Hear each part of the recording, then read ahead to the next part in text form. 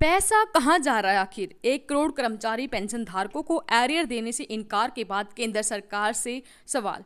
नमस्कार दोस्तों, केंद्र सरकार ने 18 महीने से लंबित महंगाई भत्ते का भुगतान करने में अपनी असमर्थता जताई है और इस निर्णय से लगभग 1 करोड़ केंद्रीय कर्मचारी पेंशन धारक सीधे प्रभावित होंगे।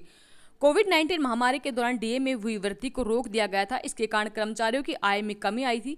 अब जब महंगाई बढ़ रही है तो डीए एरियर का भुगतान न होने से कर्मचारियों में असंतोष है और इसी को लेकर सपा प्रमुख अखिलेश यादव ने केंद्र सरकार को घेरते हुए सवाल पूछा है। केंद्र सरकार से सवाल पूछते हुए उन्होंने कहा है कि आखिर ये पैसा जा कहाँ रहा है।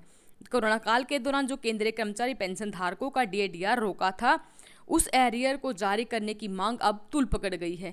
सपा प्रमुख अखिलेश यादव ने सोशल मीडिया प्लेटफॉर्म एक्स पर इससे जुड़ी खबर की क्लिप शेयर करते हुए केंद्र सरकार पर सवाल दागे हैं। अखिलेश यादव कह रहे हैं, पैसा कहां जा रहा है?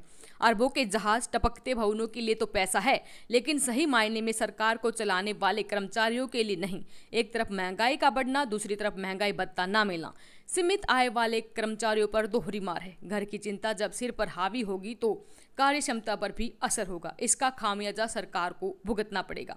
सरकार के इस रवैये से ये बेहद नाराज दिखाई दे रहे हैं। केंद्र सरकार पर निशाना साधते हुए सपा प्रमुख आगे बोलते हैं, भाजपा सरकारें वैसे भी चुनाव लड़ती हैं, काम तो करती नहीं हैं और जो काम करते हैं उनको उचित वेतन नहीं देती है। भाजपा सरकार बुजुर्गों की भी सगी नहीं है, जिनके दवा देखभाल के खर्चे तो बढ़ रहे हैं लेकिन पेंशन नहीं। अब क्या सरकार ये चाहती है कि वरिष्ठ नागरिक पेंशन के लिए अनशन करें?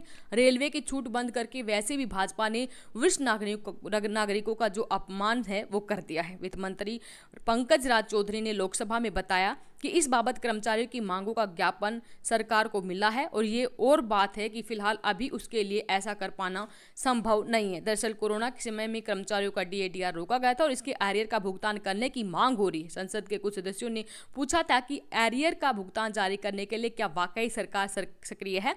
इस बारे में कर्मचारी संगठनों की ओर से अनुरोध मिले हैं या फिर नहीं, और इसी के जवाब में वित्त राज्य मंत्री का जवाब आया था, नहीं। केंद्र सरकार फिलहाल असमर्थ है, वो ऐसा कुछ भी नहीं सोच रही है।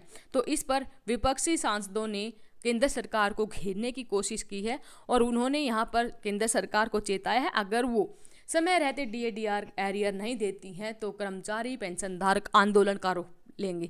आपका इसके बारे में क्या कहना है? वीडियो के कमेंट बॉक्स में अपनी राय जरूर दें और वीडियो अपने साथी दोस्तों के साथ जरूर शेयर करें। धन्यवाद। जय हिंद, जय भारत। ओपीएस की बात अभिभाषण में नहीं आई है। ओल्ड पेंशन स्कीम लागू हो जिससे हमारे तमाम सरकारी कर्मचारियों का भविष्य बन सके।